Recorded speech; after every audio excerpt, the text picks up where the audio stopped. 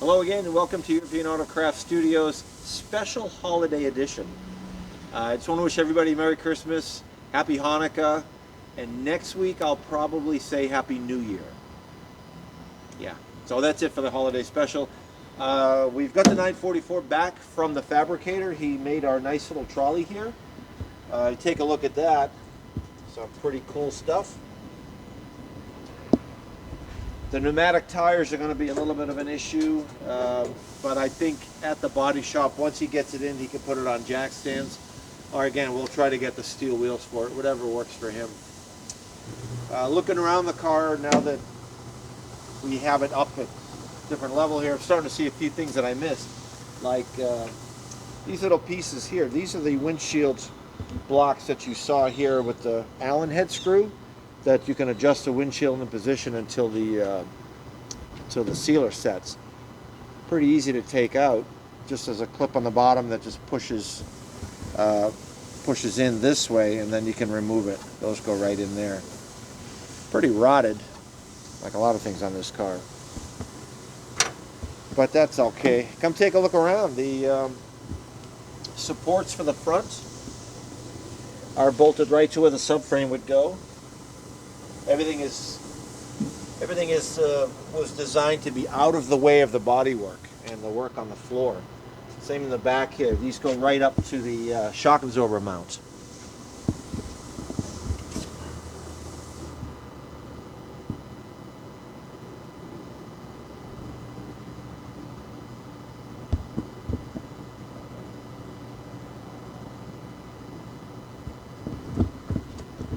We're going to get this, get the framework painted up so it doesn't rust. Even though at the body shop it's going to get covered in stuff, we just don't want it to rust like the other one did. That was kind of a mess. Looking around now, I didn't notice this before. Maybe some of you guys have noticed this dent here. This dent where this panel has been pushed back. I got to make note of that. We'll probably leave this. This stuff is stuck really well, and we'll just add to it and make it quieter. I'll save this decal, although I think we can get most of the decals. What else we got? I noticed we have a brake light switch still in. Forgot about that. There's little grommets and buffers, the little buffers here for the spare tires so it doesn't rattle, have to come out. What else we got here? That's pretty much it. It's ready to go, except for a few odds and ends. We started scraping the stuff off the floor on the driver's side, but as you can see, there's still a lot to do. I'm not going to bore you with all that. We're going to soak down the fur. I'm going to call it fur. We'll soak down the insulation underneath, and hopefully we can get the glue off, because we want to get the inside painted too, inside the doors. Then we're going to scrub the whole thing down, degrease it, and then send it off to the body shop. So this is probably going to be the last video of the body, unless I find something else interesting, which I don't think there's anything left that's interesting on this car. A lot of damage. Probably going to replace the fender. I don't know. We'll leave it up to him, most likely. Replace it. Yeah. So that's it. As you can see, our shop is full of cars, and I want to say all but one do not run. So we have to move this. We're going to move some cars out, push them out, and we're going to do a little more work on the engine, maybe pull the oil pan off, and the balance shaft housings and things like that. So we're going to go do that, and we'll be right back. Hello again. We're back. Not that we went very far from your perspective, but we get a lot of stuff moved around here, and we're back with the engine. A little ahead of schedule. I didn't want to get involved with this like same with last time, but we want to keep these videos coming. My initial plan was to remove the balance shafts, take the cover off, take the water pump off, and start at the front. For some reason, I don't have the tool for the balance shafts. I don't know where it went or why I don't have it here. Our amazing organization skills. I mean, it should have been right where I left it. But regardless, we are ahead of schedule and everything prepared. But We're going to leave this for now until I get the tool for it. So I think what we'll do, oh, actually, I'm going to show you this. We have some, been soaking this in penetrating oil. Hopefully we can get this freed up. I have not tried to turn the engine yet. I want to try to get as much lubrication in there as possible. I'm not sure what it's going to look like. I want to get the sides, the brackets off and whatnot, the oil separator, and then flip it up and take the oil pan off. So the last thing will be the oil pan. So let's get started. We got broken mounts for the idle stabilizer, all kinds of fun stuff. So this little disaster area, we're going to, I guess we'll start with this bracket and move our way forward. I think that's the way. I think that's how it's going to work. Let's see what we can do. A little broken next cousin here. All the same size. It looked like 16 millimeter. That looks like this one. We'll get these organized and on the shelf later. Right now, we'll just get everything off. Little heat shield will get replated back to the yellow, and these will be powder coated. Anything that's painted on the engine, there's not much, but the little brackets that are, we'll get them powder coated.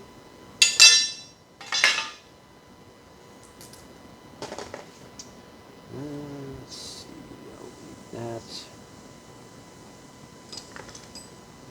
What's next? Okay, we'll take the idle stabilizer bracket off. That too was zinc plated in the yellow, or yellow cad. So we'll get that plated again and get some nice new rubber mounts in there. Knock sensor. They've used this design all through even the 928 range. It seems to be the standard knock sensor. Probably replace it. I don't know, because this has does not have OBD diagnostics, being in 86. I'll probably just replace it to make sure that we have a good working unit. They're not that expensive. Let's see, what else do I have here? Some brackets. Oh, none of these are tight. I lied. That one's tight. These brackets will get degreased and go into our wet sandblasting machine. I discovered a horrible fact about my broken compressor. It's even more broken than I thought. I'll show you that later, what we found. Actually, my cameraman found it. So we'll show you that little discovery. That's going to set us back on the setting up the equipment, but we'll figure it out.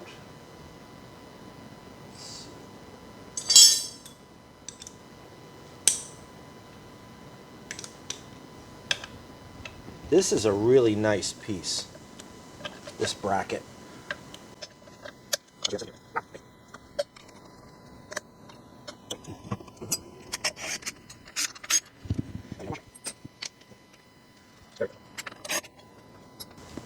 Okay, how's this for engineering? This has the drain.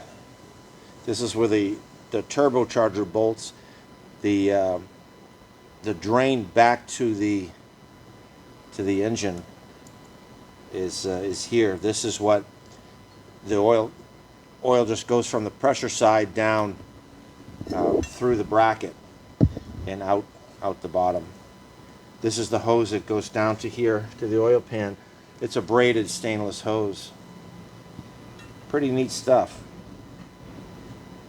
So this one here This fitting here vents the oil so it doesn't cavitate inside here. This has ventilation right up to the crankcase. So that's all part of the crankcase ventilation, all this oil flow from here through the bracket here. So there has to be some sort of air supply that can allow it to flow so it doesn't create vacuum inside there. So all of this will be cleaned up real nice. It'll look like brand new by the time we're done with it. Even the fitting will be replated. So that'll look nice. And let's see, our oil separator. Might as well take that oil line off too. This is the oil pressure line to the turbocharger. It just goes in the top and out the bottom. Ingenious stuff. The castings that Porsche made were just beautiful. I've said that many times before. So this takes oil feed from the engine block. Once I get this off, we'll see where it gets into this cover, and the pressure feeds the bearings on the balance shaft. And then here, there's a port. You can see a little hole inside there, and that's the oil feed to the turbocharger. It's kind of a small hole. Can't be too big, then your oil pressure will drop. So everything is very well calculated. And just O-rings seal that up. Very nice. I could take the cover off the balance shaft, but I don't want to do that till we're ready to take the bearing housing off the front. So that'll happen when I get the cover, timing cover off and the water pump and all that. We'll do all that after. So we'll do the front end and the balance shafts, both sides. So what's left? We have the oil separator, which I found out is no longer available through Porsche. So if you get a broken one, which I had one time from an accident car, you have to get a used one. And these don't fail like with the late style that have an actual vacuum diaphragm inside them. The diaphragms don't rupture. This is a pretty much a basic, just a canister with a little spiral inside to separate the oil from the air. So a used one would work just fine. You don't have to worry about it. The later ones have a silicone diaphragm that actually break and crack and blow out and cause your check engine light to come on. Oh, I've seen it all.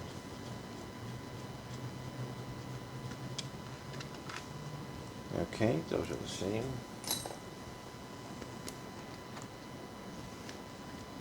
That's it, pretty simple stuff. This one's in good shape. Of course, we'll replace the O-rings.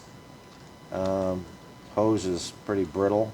If this hose is available, then we'll replace that as well. Same with the top. Get some splits in the hose here. I think it's all available. Look at the spare parts we have here. We got some washers. Any money in here? No, no money. No money. There's another washer. Oh no, that's not a washer. It's just a bunch of junk. Oh yeah, there's a washer. I win. 3 washers. Look at that, a seal ring of some kind. What else we got? Any more goodies? Nothing I can put on eBay and resell? Nothing. Yuck. Let's see here. This one is our temperature sensor for this one. I'm quite certain for the gauge. One of the smaller terminal and then the larger terminal. That's for the gauge. That'll be for the gauge and the warning light. This one, I believe, is the one for the engine management. That'll be a blue connector on that one. Of course, I'll verify all that when I have it in front of me. Let's get this turned around. Oh, what do we get over here? Let's see. Okay, our oil cooler housing, our oil pressure, warning gauge and light. Again, I don't know which one is which. We'll deal with that when we need to know. And this is the oil line, goes out to the oil cooler. This oil cooler housing on the normally aspirated engines have the housing, the cooler core built in here. And if all of you 944 guys remember, the seals would fail internally, or the oil cooler would be crooked inside the housing, causing oil to get into the coolant. That was a real disaster. We used to, at the dealer, we would take them all apart and put a new, an updated oil pressure relief valve and new seals, and then we would shim it into the proper position. That was a big problem. On the turbo, all this is a plate that taps into the oil ports and blocks off the coolant, so we have an external oil cooler for the turbo. We'll take that off too. That's probably pretty messy in there. A lot of probably trapped a lot of oil. So let's get this engine mount bracket off. Nothing too special about this one. Just a very beautiful casting, as always, from Porsche. I can't wait to see these brackets and engine all blasted with the wet sandblast. We're probably going to use this, the micro ceramic beads, and that'll leave a nice aluminum finish, along with nicely plated, new plated bolts. They all look like new again. I can't wait. That would also mean that we're further along in this project than we are. I don't remember what crankshaft is in this. It might be the 3-liter crankshaft. I seem to remember the owner telling me that it's stroked to a 2.7. I'll know more when we get more apart and do some measuring.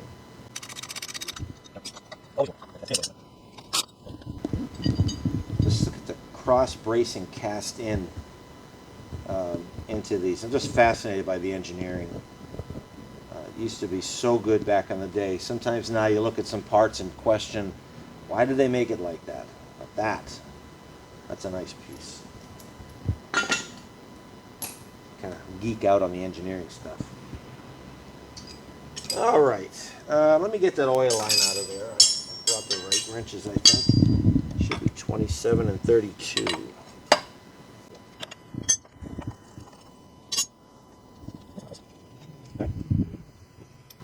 I think these hoses are still available. And the oil cooler housing. Let's see if we can get that off. This one, and this one. There's just 4 bolts.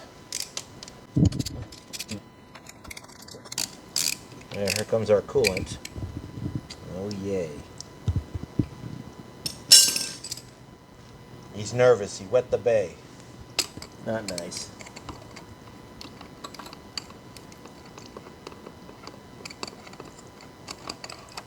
I kind of thought we'd get more oil out of that. Maybe it's coming. Now doing this in the car is a little more tricky because of everything else that's in the way. This is a much better way to do it.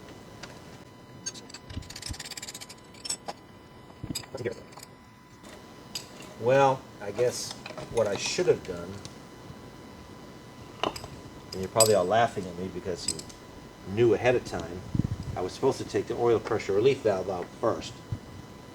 But there's a relief valve. And there's our oil. There's the cap for it.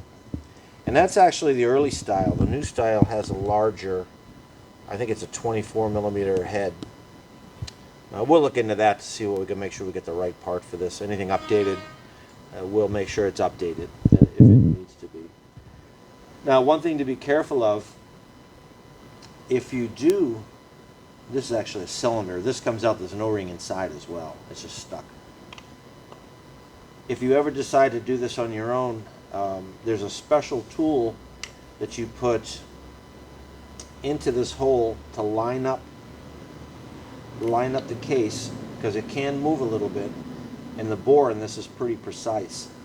If you put this all together, bolt it up, and then slide this in, the pressure relief valve can get stuck and not go in all the way to be seated.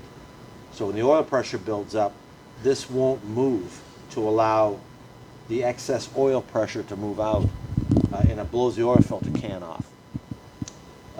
So if you put that tool in and bolt it on, the tool can get stuck. So my advice is, whether you're doing the turbo flange style here or the original 944 normally aspirated where the core is inside that, it's a big housing, put these 4 bolts on loosely, put the tool in, and as you're tightening this, keep wiggling the tool and moving it around. And that'll make sure that if that tool does not bind up by the time this is tight, you can slide the tool out and the relief valve will go right in. Another thing you can do if you don't have the tool is slide the pressure relief valve in and do the same thing, and keep working that in and out, although the cylinder is going to be a little bit deeper in there. But it can be done. But whatever you do, make sure that this slides nice and easy in and out of here once it's all together. If it doesn't, you're going to have a real oil pressure problem. It'll blow the oil filter right off it. I've seen it and I've done it myself. Words of wisdom. So that's it. When you're going to take it apart, just get the oil pressure relief valve out first. I should have done that. I didn't think about it. So not too bad. What else do we have here? Well, we have the AC compressor bracket. I don't want to take that off yet because I have to get the cover off to get this bolt out. So that's kind of it really for now. Not a whole lot on the sides of it. We're going to get the engine off of the little dolly here and stand it up, and then I'll get to the oil pan. So give me a second to get that done and we'll be right back. And on the compressor saga, not only do we have a broken crankshaft and broken connecting rods, one piston that's kind of rusty. I think we can hone the cylinder, will be okay. It's not really pitted that much. But the bearing support inside the case is cracked. Right in here. You can see the little chunk there I threw back in there. So either we get it welded, bored, and sleeved, or we get a new case, or we get a new compressor. I already have money into this one. I'd like to finish it, but time is sort of critical now because we need to get the stuff in the wet blasting machine and really get things moving. So I'm not sure what to do. If we have the money, we'll just get another compressor, but we're probably going to end up trying to rebuild this one way or another, or get a good used case, or maybe just the head. I don't know. But that's the compressor saga. We got the engine mostly peripherals taken off, and we'll see where it goes from there. Okay, we've got the engine upside down instead of on its back because we wouldn't be able to get to these bolts too easy. And the beauty of editing, you don't see any big mess we had. Very good. All right. So this will work. We got some blocks to keep the plastic cover from breaking off on the ground there. I'm going to go around and get all these bolts out with Mr. Broken Neck's relative here, and then for the two under here, I'm going to try the swivel. I think it'll come off that way. So we're just going to go around with this. All the bolts are the same length. There's just 4 long and a whole bunch of short ones. I never really counted them. So.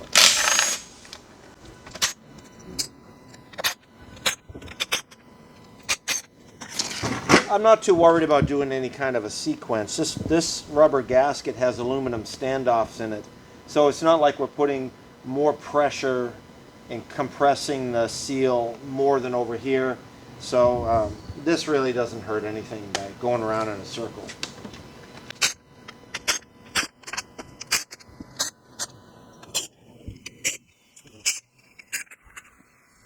And it does look like a diesel, doesn't it? But it's not.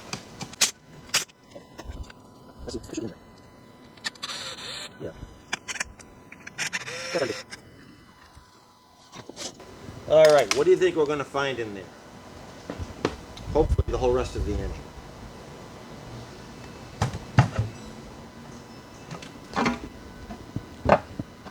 We'll save it for next episode. No, all right. No, well, all right. What do we got here? There we go. Ooh. What do we have in there? Ugh. Oh, what's that? Metal bits. Are they? What kind of bits are they? Boy, that oil's black. Well, we'll investigate that a little more. Boy, that's a lot of sludge. Everybody looks okay in here. Steel crank. Yeah. We're going to find out more about this. Before we remove the crank, I'm going to measure the bore and stroke so I can come up with a displacement. He says 2.7. That's probably correct, but I want to make sure. Make sure we know for sure. All right. Well, that's it for this episode. On behalf of our entire staff of mechanics and editors and accountants that we have here on SEF and everybody else, we all want to just wish you a very Merry Christmas, Happy Hanukkah, and we'll get to the new year next year. So thank you very much for watching. And we'll see you next week. Don't forget to subscribe, like, and please get the notification so you can watch every episode. Our viewers are going way up. I think we're 711 subscribers, but the views are amazing, and we really appreciate it. We're moving forward, and we have really big plans for when we get this where we want to be with the shop. So stay in touch, keep watching, and we'll see you next week.